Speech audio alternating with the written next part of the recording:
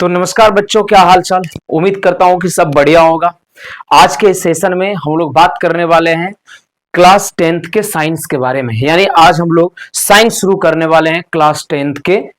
चलिए शुरू से बात करते हैं। क्या पढ़ेंगे आज हम लोग? साइंस। क्या पढ़ेंगे? साइंस, है ना। क्लास 10th क्या शुरू करेंगे? साइंस। पिछले दिन हम लोग क्या पढ़े थे? मैथ पढ़े थे। आज क्या पढ़ेंगे? साइंस पढ़ेंगे। ठीक है, क्या पढ़ेंगे? साइंस। एक बार जरा मैं फ्रेम चेक कर लेता हूं, फ्रेम कैसा चल रहा है। यस राइट, बहुत जबरदस्त। सुनिए, सबसे पहले क्लास 10th की साइंस शुरू करेंगे, लेकिन उससे पहले कुछ बातें जानना जरूरी है। मैं बार बार कहता हूं कि जब वीडियो आप क्लिक करें ना, तो पूरी वीडियो को देखें। क्यों?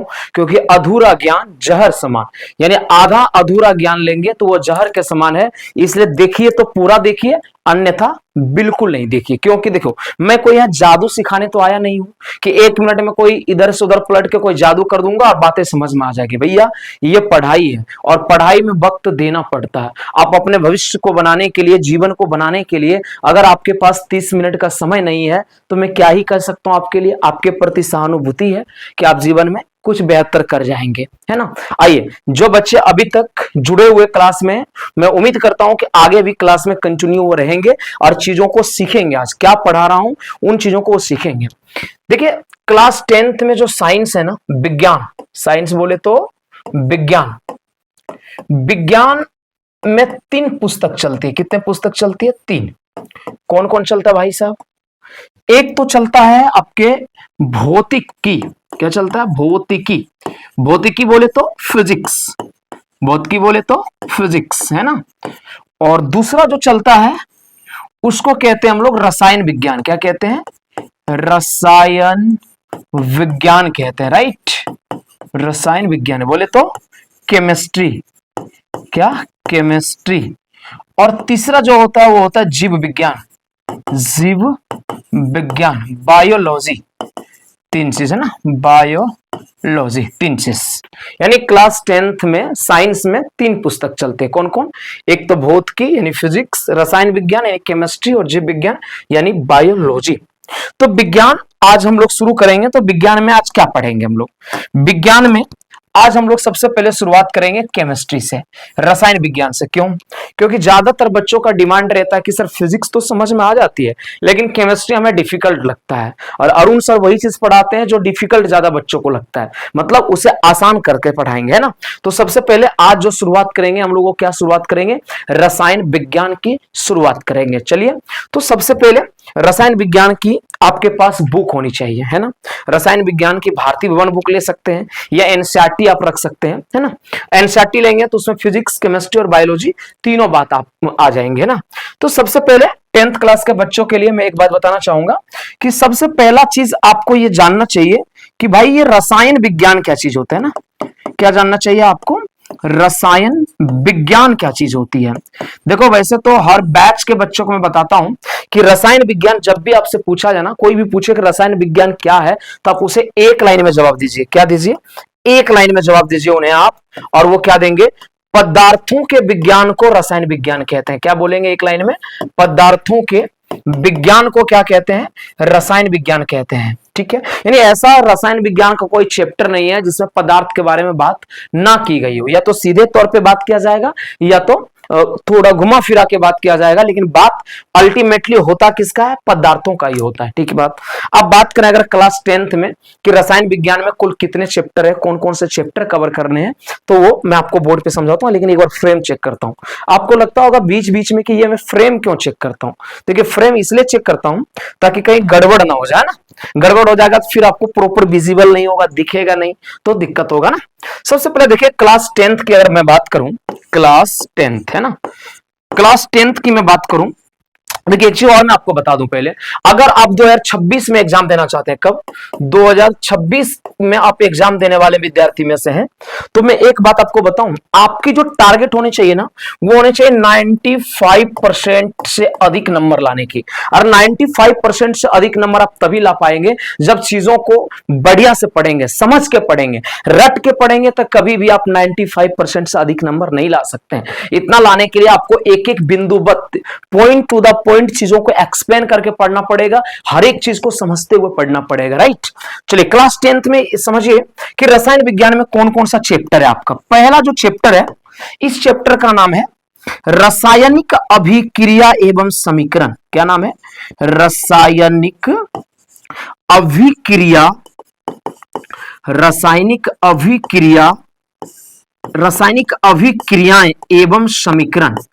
पहला चैप्टर है जिसका नाम है रासायनिक अभिक्रियाएं एवं समीकरण। अंग्रेजी में बोलते हैं केमिकल, क्या बोलते हैं? Chemical reaction, chemical reactions and equations, chemical reaction and equations, ठीक है। दूसरा चैप्टर नंबर 2 की बात करें तो दूसरा चैप्टर है अम्ल, भस्म तथा लवण।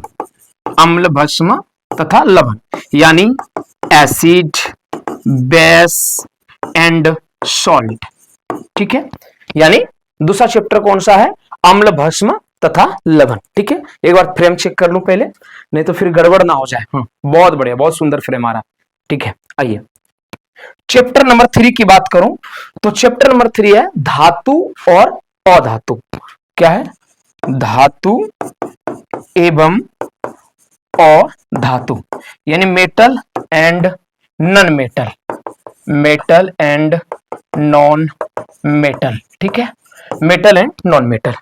आगे बात करूं, चैप्टर नंबर 4 की बात करूं तो कार्बन तथा इसके यौगिक, कार्बन तथा इसके यौगिक। और पांचवा बात करूं तो तत्वों का आवर्ती वर्गीकरण, तत्वों का आवर्ती वर्गीकरण। और छठा चैप्टर है प्राकृतिक संसाधन, प्राकृतिक संसाधन, प्राकृतिक संसाधन है ना, नेचुरल रिसोर्सेस है। तो ये आपके जो 6 चैप्टर है ये टोटल कवर करने होते हैं हमें क्लास 10th की केमिस्ट्री में, ठीक बात। चलिए अब आप सबसे पहले चैप्टर से शुरू करेंगे, क्योंकि आपको पता है कि मैं कोई भी चीज को पढ़ाता हूं तो कहां से? शुरू से एकदम, है ना। तो शुरू से पढ़ाऊंगा। चैप्टर नंबर आप 1 लगा लो आराम से। चैप्टर का नाम लिख दो, ऊपर में क्या लिखोगे? रासायनिक अभिक्रियाएं, रासायनिक अभिक्रियाएं एवं समीकरण, एवं समीकरण। शुद्ध हिंदी में क्या लगाएंगे, यानी कि अंग्रेजी में क्या लगाएंगे इसको? Chemical, chemical reaction, chemical reaction and equations, chemical reaction and equations. चलिए जब तक आप चैप्टर का नाम अपने कॉपी में लिखेंगे मैं फ्रेम चेक कर लेता हूं कि फ्रेम ऑल राइट है या नहीं है। यस, बहुत झकास। हाँ तो बच्चा पार्टी क्या कौन सा चैप्टर अभी हम लोग शुरू करने वाले हैं? पहला चैप्टर जिसका नाम है रासायनिक अभिक्रिया एवं समीकरण। देखो मैं बार बार कहता हूं कि अधूरा ज्ञान जहर समान, यानी अधूरा नॉलेज नहीं लेना। अगर वीडियो देख रहे हो तो पूरा देखना, नहीं समय रहता ना वीडियो बिल्कुल अवॉइड करो, मत देखो वीडियो। मेरा वीडियो केवल वही बच्चा देखेगा जो बच्चा सच में आने वाले 2026 के बोर्ड में कमाल करना चाहता है, बेमिसाल पेश करना चाहता है, वही पूरे वीडियो को देखने का हिम्मत रखता है। सबके जिगरा में दम नहीं है कि पूरे वीडियो को देख सकता है। क्यों? क्योंकि उसको रील देखना भाई साहब, उसके कंसंट्रेशन नहीं है, उस बच्चे में इतनी एकाग्रता ना है कि उस बच्चे पूरे वीडियो को देख पाए। वीडियो को वही देख पाएगा जो बच्चा 2026 के बोर्ड में बेमिसाल पेश करना चाहता है। देखिए रासायनिक अभिक्रियाएं एवं समीकरण, केमिकल रिएक्शन एंड इक्वेशंस की बात करते हैं। देखो इस चैप्टर का पहले समझते हैं रोड मैप। क्या समझता है Chhotu? Road map. Road map का मतलब ROAD, रोड मैप। देखो रोड मैप का मतलब क्या होता है भैया? आप कहीं भी जाते हो तो आप क्या करते हो? गूगल मैप खोलते हो, अब गूगल मैप की सहारा से आप पूछते हो कहां हो और कहां जाना चाहते हो। देखो चैप्टर पढ़ाने का तो मैं पढ़ा दूंगा, लेकिन आपके समझ में तभी आएगा जब आपके दिमाग में एक बात बैठ जाएगा कि आखिर इस चैप्टर में हमें पढ़ना क्या है। जैसा कि नाम से प्रतीत है रासायनिक अभिक्रियाएं पढ़ना है और समीकरण के बारे में। पर मैं बताता हूं कि इस चैप्टर को मैं कैसे पढ़ाऊंगा। सबसे पहले मैं इसमें आपको बेसिक बात बताऊंगा, इस चैप्टर से जुड़ा हुआ बेसिक कुछ वर्ड है, बेसिक वर्ड के बारे में बताऊंगा। कुछ ऐसे वर्ड है जो वर्ड आप समझेंगे तभी इस चैप्टर को समझ पाएंगे। दूसरी चीज, जब बेसिक वर्ड आप समझ जाओगे तो दूसरी चीज जो मैं आपको पढ़ाऊंगा इस चैप्टर में, वो मैं पढ़ाऊंगा रासायनिक अभिक्रिया के बारे में, कि रासायनिक अभिक्रिया क्या होता है, इसके बारे में वो हर एक बात जो हो सकता है। और जब आप रासायनिक अभिक्रिया समझ लोगे तब आपको ले आएंगे सीधे कहां मालूम है, रासायनिक समीकरण पे।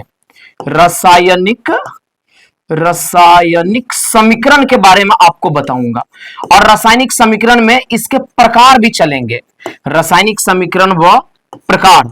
और रासायनिक प्रकार तक, यानी रासायनिक समीकरण और इसके प्रकार जब आप पढ़ लेंगे तो ये चैप्टर खत्म हो जाएगा। यानी सर आप कहना चाहते हैं कि ये चैप्टर पूरे के पूरे 3 सेगमेंट में आप खत्म करोगे? बिल्कुल 3 सेगमेंट में। पहला सेगमेंट कौन सा लेके चलूंगा मैं?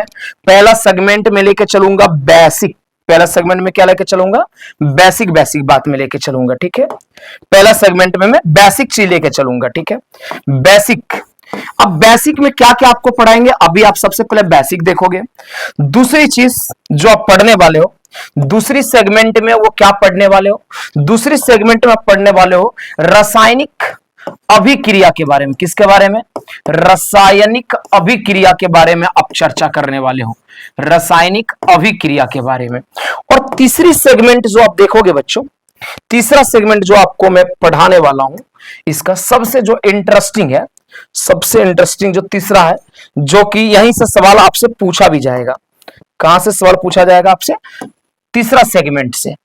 तीसरा सेगमेंट में क्या बताऊंगा आपको? समीकरण के बारे में, और इसके प्रकार भी पढ़ाऊंगा। तीसरा सेगमेंट में समीकरण और इसके प्रकार पढ़ाए जाएंगे। चाहो तो आप इसका एक स्क्रीनशॉट ले सकते हैं, तब तक मैं फ्रेम चेक कर लेता हूं। स्क्रीनशॉट आप ले लीजिए, बहुत जबरदस्त फ्रेम है। आप इसका एक स्क्रीनशॉट लीजिए रोड मैप का, यानी इस चैप्टर को पढ़ाने का जो मेरा तरीका होगा वो मैं ये 3 तरीके से चलूंगा। पहले मैं बेसिक बात आपको बताऊंगा इस चैप्टर का, फिर मैं रासायनिक अभिक्रिया के बारे में बताऊंगा, फिर आपको रासायनिक समीकरण और वो कितने प्रकार के हो सकते हैं वो सारी चीज पढ़ाऊंगा, तो ये चैप्टर कवर हो जाएगा। यानी आपको माइंड मैपिंग करना है कि 3 बात आपको पढ़ना है। बेसिक पढ़ना है इस चैप्टर का, दूसरा रासायनिक अभिक्रिया पढ़ना है, और तीसरा रासायनिक समीकरण पढ़ना है। अगर यहां तक आप वीडियो को देख रहे हैं ना, मैं आपके लिए सिर्फ इतना बोलूंगा कि 2026 का रिजल्ट आप देख लेना, सिर्फ आपको समझ में आ जाएगा कि मैं क्या बोलता था, है ना। चलिए सबसे पहले बेसिक पार्ट शुरुआत करते हैं ना, यानी इस चैप्टर का हम लोग क्या शुरुआत करते हैं? सबसे पहले बेसिक पार्ट शुरुआत करते हैं।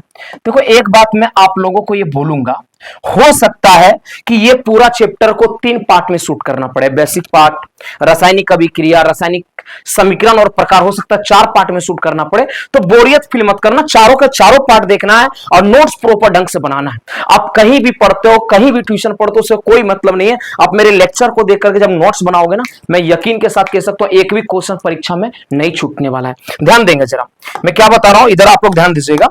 सबसे पहले हम लोग क्या करेंगे? बेसिक टर्म्स को देखेंगे। बेसिक टर्म्स को देखेंगे इस चैप्टर का।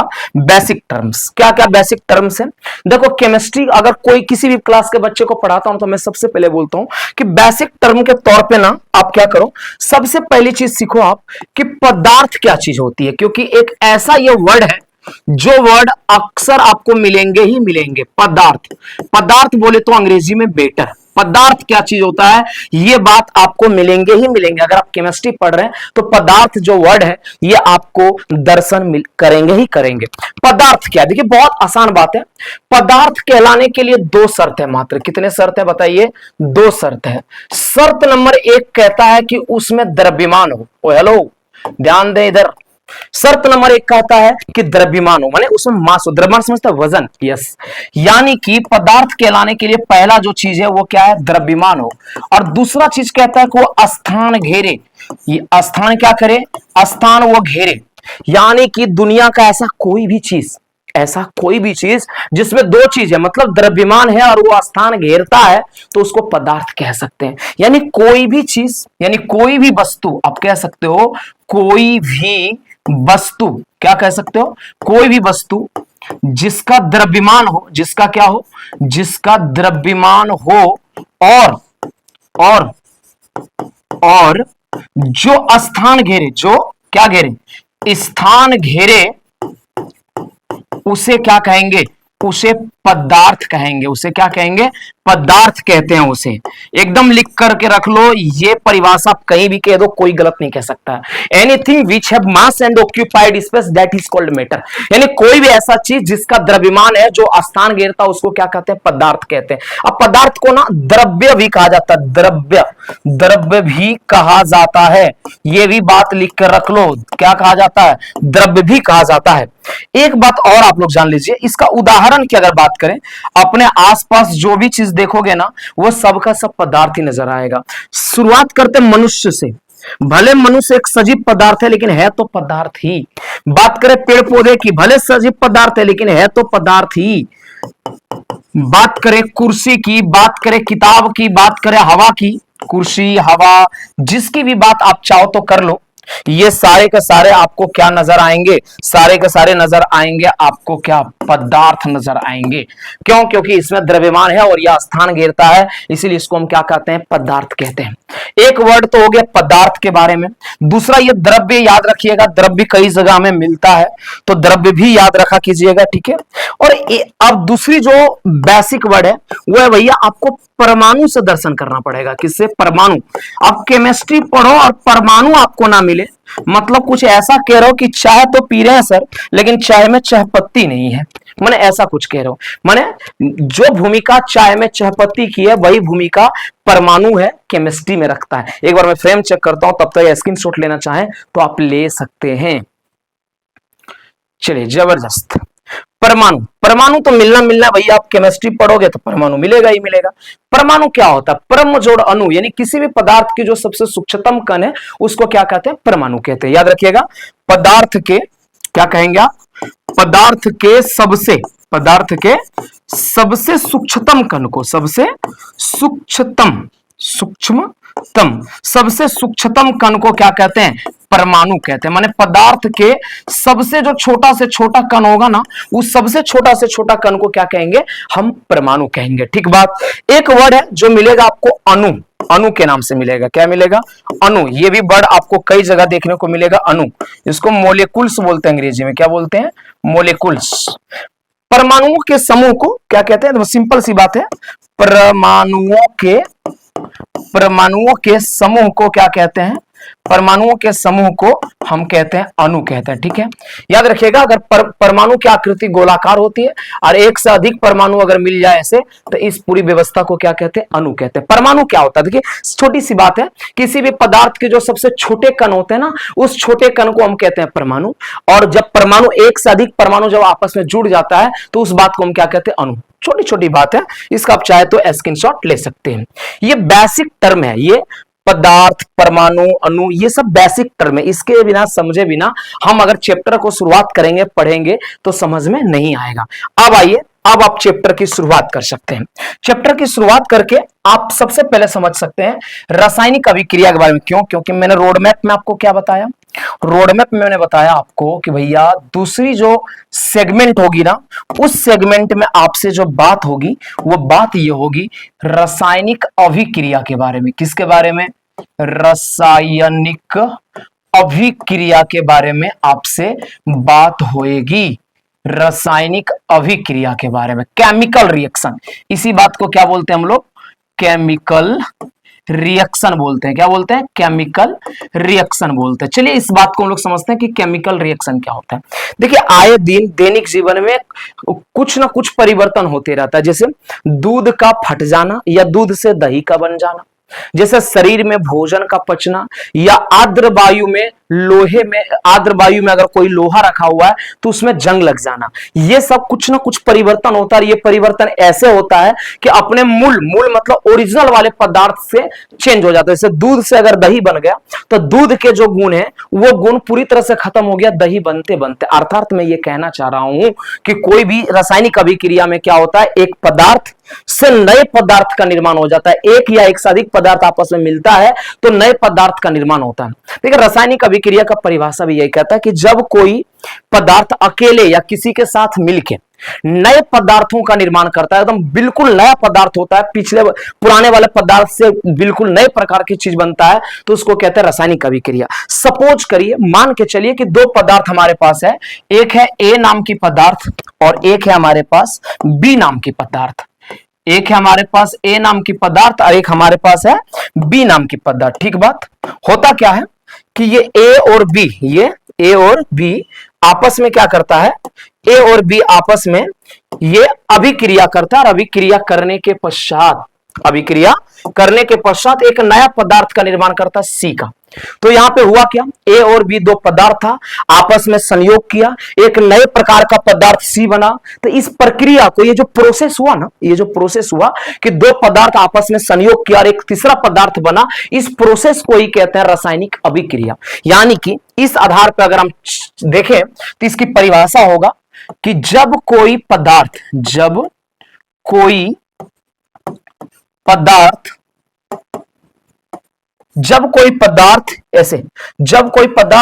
या दो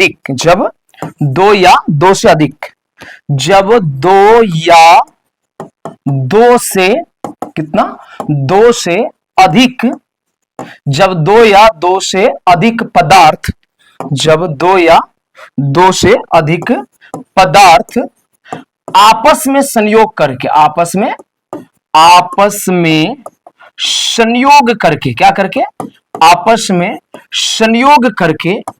बिल्कुल नए पदार्थ बनाता है, एकदम नए पदार्थ का निर्माण करता है, नए पदार्थ का क्या करता है, निर्माण करता है। तो इस प्रक्रिया को क्या कहते हैं, इस प्रक्रिया को रासायनिक अभिक्रिया कहते हैं। इसी प्रक्रिया को क्या बोलते हैं, रासायनिक अभिक्रिया कहते हैं। रासायनिक अभिक्रिया कहते हैं। यानी जब दो या दो से अधिक पदार्थ आपस में संयोग किया और नए पदार्थ का निर्माण किया, तो इस प्रक्रिया को क्या कहते हैं, रासायनिक अभिक्रिया कहते हैं। उदाहरण के तौर पे अगर मैं आपको बताऊं कि इसका उदाहरण क्या हो सकता है, देखिए एक हाइड्रोजन गैस को ले लीजिए, आप क्या ले लीजिए, हाइड्रोजन गैस, ठीक है, और आप ले लीजिए क्लोरीन गैस। दो गैस को आप ले लीजिए, हाइड्रोजन गैस और क्लोरीन गैस को। तो ये क्या करता है, दोनों आपस में मिलके एक तीसरा चीज, नया चीज बनता है, हाइड्रोक्लोरिक अम्ल। क्या बनता है, हाइड्रोक्लोरिक अम्ल का निर्माण करता है। तो आप यहां देख सकते हैं कि दो पदार्थ आपस में संयोग किया और एक तीसरा पदार्थ का निर्माण किया। तो इस प्रक्रिया को हम क्या कहते हैं, रासायनिक अभिक्रिया कहते हैं। इसी तरह आप देख सकते हैं कि कोई फॉर्मेट भी ले सकते हैं, जैसे A + B, इससे बना एक नया पदार्थ C। तो ये भी क्या कहलाएगा, रासायनिक अभिक्रिया। यानी जब दो या दो से अधिक पदार्थ आपस में संयोग करता है और एक नए या एक से अधिक नए पदार्थों का निर्माण करता है, तो इस प्रोसेस को हम क्या कहते हैं, रासायनिक अभिक्रिया। कुछ बातें और जान लीजिए। देखिए तीर चिन्ह की जो लेफ्ट साइड, इधर बाईं साइड जो लिखा गया, पहले तीर चिन्ह से जो पहले लिखी जाती है, इसको कहते हैं अभिकारक। क्या कहते हैं, इसको अभिकारक कहते हैं। यानी रासायनिक अभिक्रिया में जो भाग लेकर के नया पदार्थ बना रहा है, यानी जो भाग लिया है, इस भाग लेने वाले पदार्थ को हम कहते हैं अभिकारक, जिसको अंग्रेजी में हम क्या बोलते हैं, रिएक्टेंट बोलते हैं। क्या बोलते हैं, रिएक्टेंट। और रासायनिक अभिक्रिया के फलस्वरूप जो नया पदार्थ बनता है, इसको हम कहते हैं प्रतिफल। क्या कहते हैं, इसको हम प्रतिफल। अंग्रेजी में इस बात को हम कहते हैं प्रोडक्ट। क्या कहते हैं, प्रोडक्ट। तो अभी तक आपने यह सीख लिया कि रासायनिक अभिक्रिया का मतलब होता है जब दो या दो से अधिक पदार्थ आपस में संयोग करके नए पदार्थों का निर्माण करता है, तो इस प्रोसेस को, इस प्रक्रिया को हम क्या कहते हैं, रासायनिक अभिक्रिया कहते हैं। उदाहरण के तौर पे हाइड्रोजन और क्लोरीन जब आपस में संयोग करता है, तो एक नया गैस, एक नया चीज बनता है, हाइड्रोक्लोरिक अम्ल। तो ये प्रोसेस का नाम हो गया, यही प्रोसेस क्या कहलाता है, रासायनिक अभिक्रिया कहलाता है। दो बात और समझे हम लोग, एक तो समझे अभिकारक और एक समझे प्रतिफल। अभिकारक किसको कहते हैं, जो रासायनिक अभिक्रिया में भाग लेता है, जिसके वजह से नया चीज बनता है, यानी तीर चिन्ह से पहले जो लिखते हैं, इसको कहते हैं अभिकारक, और तीर चिन्ह के बाद जो लिखा जाता है, उसको कहते हैं प्रतिफल। यानी अभिक्रिया के फलस्वरूप जो नया पदार्थ बनता है, उसको हम क्या कहते हैं, प्रतिफल कहते हैं। अभी मैंने आपको क्या बताया, रासायनिक अभिक्रिया का मतलब। अब आपको समझना है कि रासायनिक अभिक्रिया की क्रियाविधि, रासायनिक अभिक्रिया की क्रियाविधि, रासायनिक अभिक्रिया की क्रियाविधि, इसका मतलब क्या होता है, पहले यह समझिए। रासायनिक अभिक्रिया की क्रियाविधि का मतलब हुआ mechanism of chemical reaction. Chemical reaction, ये पार्ट समझना बहुत जरूरी है। हम ये समझते हैं इस पार्ट में ये बात आपको समझना चाहिए, इस पार्ट में ये बात बच्चों को समझाना जाना चाहिए कि रासायनिक अभिक्रिया होता आखिर क्या है, भीतर में ऐसा क्या चीज होता है। चलिए एक फॉर्मेट लेकर के हम समझते हैं। मान लीजिए हमारे पास दो पदार्थ है, एक ए नाम की पदार्थ है और हमारे पास एक बी नाम की पदार्थ है। हमारे पास ए और बी नाम की क्या है, पदार्थ है। ये दोनों आपस में संयोग करता है और संयोग करने से एक नया पदार्थ बनता है, सी बनता है। अब हमें समझना है कि भैया होता यहाँ क्या है। देखिए भैया होता यहाँ पर यह है, इस पार्ट को क्या बोलते हैं, अभिकारक। अभी आपने सीखा था, इसको हम क्या बोलते हैं, अभिकारक, है ना। और इधर जो बनता है उसको हम क्या कहते हैं, प्रतिफल बोलते हैं। अब क्रिया विधि का मतलब होता है कि ये काम कैसे करता है, कोई भी रिएक्शन होता है तो वो वर्क कैसे करता है। देखो वर्क में होता क्या है कि एक तरफ बंधन टूटता है और एक तरफ नया बंधन बनता है। सर कहने का क्या मतलब है सर, किधर बंधन टूटता है किधर बंधन बनता है। सुनिए अभिकारक जो है ना, इसके अणु के बीच के बंधन टूटते हैं। मैं थोड़ा पिक्चराइज करता हूं ताकि आपको और बढ़िया से समझ में आए ना, थोड़ा से पिक्चराइज करता हूं इसको, ठीक है, समझिएगा। मान लीजिए कि ए का दो अणु में यहां पे बना देता हूं, ए का, वैसे तो तमाम अणु होंगे लेकिन कुछ अणु में बना देता हूं पहले ना। आज मिथिला नगरी या निहाल सखिया, चारों दुल्हा में बड़ा का कमाल सखिया,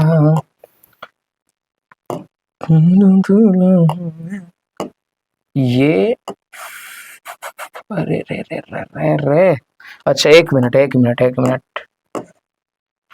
ये ठीक है। अब समझिएगा थोड़ा सा। अब ऐसा करता हूं मैं, ए बना दिया मैं, अब आइए बी के लिए बनाता हूं, ठीक है, बी के लिए।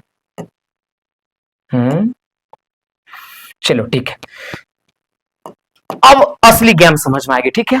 ये ए का अणु है भैया और ये बी के अणु है। तो रासायनिक अभिक्रिया जब स्टार्ट होता है, ये दोनों अभिकारक हैं, तो इन दोनों के अणु यानी ए के अणु जो देख रहे हैं आप डबल गोला, और इधर आप देख रहे हैं बी के अणु डबल गोला। इधर होता क्या है सर, इधर होता यह है सर कि एक अणु इसका टूटता है, किसका, ए का। एक अणु यहां से बंधन तोड़ा, अलग हो गया यहां से, ठीक है सर।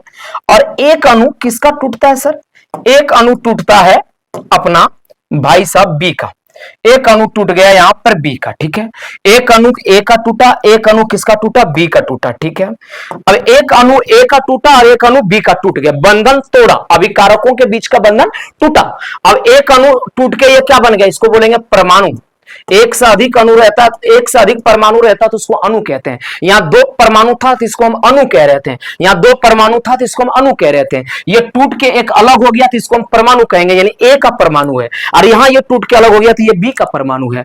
अब ए के एक परमाणु और बी के एक परमाणु के बीच में बॉन्ड बनता है, नया बॉन्ड बनता है। और जब ये दोनों नया बॉन्ड बनाता है तो इसको हम अब अभिकारक नहीं कहते हैं सर, इसको अब हम अभिकारक नहीं कहते हैं सर। अब इसको क्या कहते हैं, अब ये आ गया प्रतिफल। अब ये क्या बन जाएगा, ये प्रतिफल के अणु बन रहे हैं। आप किसके अणु बन रहे हैं, बधाई हो। अब ये किसके अणु बन रहे हैं, ये प्रतिफल के अणु बन रहे हैं, ठीक है। ये इसमें दोनों के अणु आ गए, किसके किसके अणु आ गए जनाब, इसमें ये ए अणु आ गया और ये बी अणु आ गया। यानी जो नया ये बन रहा है इसको हम सी टाइप का अणु कह रहे हैं। यानी होता यह है कि अभिकारक के अणुओं के बीच का बॉन्ड टूटता है, यहां का बॉन्ड टूटा परमाणु बना, इसका भी बॉन्ड टूटा परमाणु बना, और दोनों के परमाणु आपस में जुड़ के एक नया अणु बनता है जो कि प्रतिफल के अणु होते हैं। तो यही हो गया रासायनिक अभिक्रिया की क्रिया विधि। तो रासायनिक अभिक्रिया की क्रिया विधि में आप क्या लिखेंगे कि रासायनिक अभिक्रिया में अभिकारकों के अणुओं के बीच के बंधन टूटते हैं और प्रतिफल में जो दोनों अभिकारक टूटा उन दोनों परमाणुओं के बीच में नए बंधन बनते हैं, जिससे अणु बनता है, किसका अणु बनता है, प्रतिफल का। आप कहो तो मैं लिख दूं इस बात को, लिख ही देता हूं इस बात को, बड़ा मजेदार बात है। रासायनिक, क्या लिखोगे, रासायनिक अभिक्रिया में, रासायनिक अभिक्रिया में अभिकारक के, किसके जनाब, अभिकारक के अणु, किसके अणु, अभिकारक के अणु के बीच का बंधन क्या होता है, टूटता है। क्या होता है, टूटता है, जिससे परमाणु बनता है। और ये परमाणु, कौन परमाणु, ये वाला, ये परमाणु के बीच, ये परमाणु के बीच नया बंधन बनता है, नया बंधन बनता है। क्या होता है? नया बंधन बनता है, जिसे प्रतिफल के अणु कहते हैं, जिसको क्या कहते हैं? प्रतिफल के अणु। यानी इस तरह से क्या होता है? पूरी प्रोसेस चलता है। अभिकारक के जो अणु होते हैं वो उसके बीच के बंधन टूटते हैं और फिर जो परमाणु बनता है वो परमाणु के बीच नया बंधन बनता है, जिसको क्या कहते हैं? प्रतिफल। आज के क्लास में इतना ही रहेगा। अरे एक टॉपिक और कर लीजिए तो रासायनिक अभिक्रिया का बातें खत्म हो जाएगा। अब एक सवाल आता है कि रासायनिक अभिक्रिया की क्या विशेषता है? अभिक्रिया की विशेषता यहां पे लिख देता हूं, अभिक्रिया की विशेषता। आपको करना क्या है? सब में एक बात लिखनी है। क्या लिखनी है? तो समझ लीजिए, मजा आएगा। पहली बात है कि कुछ रासायनिक अभिक्रिया ऐसा है जिसमें गैस की उत्पत्ति होती है। अब रासायनिक अभिक्रिया तो बहुत है, कुछ ना कुछ तो बनवे करता होगा। तो पहला है गैस की उत्पत्ति, गैस की उत्पत्ति। अब क्या करना, आप हर जितना पॉइंट में बताऊंगा ना, सब में एक बात लिख देना कि कुछ रासायनिक अभिक्रिया में गैस की उत्पत्ति होती है। अच्छा, इतना दुनिया में इतना रिएक्शन है, कोई रिएक्शन तो ऐसा होगा जिसमें रंग परिवर्तन भी होता होगा, रंग परिवर्तन। अब यहां भी आपको वही करना है, यहां लिख देना कुछ रासायनिक अभिक्रिया ऐसा होता है जिसमें रंग की परिवर्तन होता है। अच्छा, और क्या विशेषता है भैया? ताप में भी परिवर्तन होता है। और क्या विशेषता है? और विशेषता अवस्था परिवर्तन भी होता है। माने ठोस है तो द्रव हो जाएगा, द्रव है तो गैस हो जाएगा, अवस्था परिवर्तन होता है। और क्या विशेषता है सर? अवक्षेप बनता है। अवक्षेप मतलब क्या होता है? कुछ रासायनिक अभिक्रिया ऐसा होता है जिसके प्रतिफल ठोस के रूप में प्राप्त होता है, जिसको कहते हैं अवक्षेप का बनना। सब में चाहो तो एक एक लाइन तुम लिख सकते हो। कुछ रासायनिक अभिक्रिया ऐसी होती है जिसमें गैस का निर्माण होता है, कुछ रासायनिक अभिक्रिया ऐसी होती है जो रंग परिवर्तन कर देता है, कुछ रासायनिक अभिक्रिया ऐसी होती है जो ताप परिवर्तन करता है, वगैरह वगैरह, ये लाइन लिख सकते हो। तो आज के क्लास में दो चीज हम लोग कवर किए। क्या क्या कवर किए? पहला कवर किया बेसिक वर्ड, जिसमें हमने बात किया कि पदार्थ क्या है, परमाणु क्या है, अणु क्या है। और दूसरा रासायनिक अभिक्रिया, रासायनिक अभिक्रिया क्या, अभिकारक क्या है, प्रतिफल क्या है, रासायनिक अभिक्रिया की क्रिया विधि क्या है और रासायनिक अभिक्रिया की विशेषता क्या है। नेक्स्ट जो इसका पार्ट आएगा ना, उसमें बात करें रासायनिक समीकरण क्या है, उसको लिखा कैसे जाता है, उसका क्या विशेषता है, क्या नुकसानी है, और रासायनिक अभिक्रिया के प्रकार पढ़ेंगे। हो सकता है इस वीडियो के बाद इसके 2 या 3 पार्ट आए, तो सारे पार्ट को देखना है, नोट्स बनाना है लल्लन टॉप के तरह। यहां तक चोखा होता है, कमेंट में चोखा लिख के जाना, चोखा। चलो भैया, आज का क्लास यहीं तक रहता है। बोलो जय हिंद, जय भारत। वीडियो शेयर करना, और एक बात और सुन लो, व्हाट्सएप चैनल का लिंक इसमें दिया गया है, व्हाट्सएप चैनल जरूर ज्वाइन कर लेना। चलो, बहुत बहुत धन्यवाद।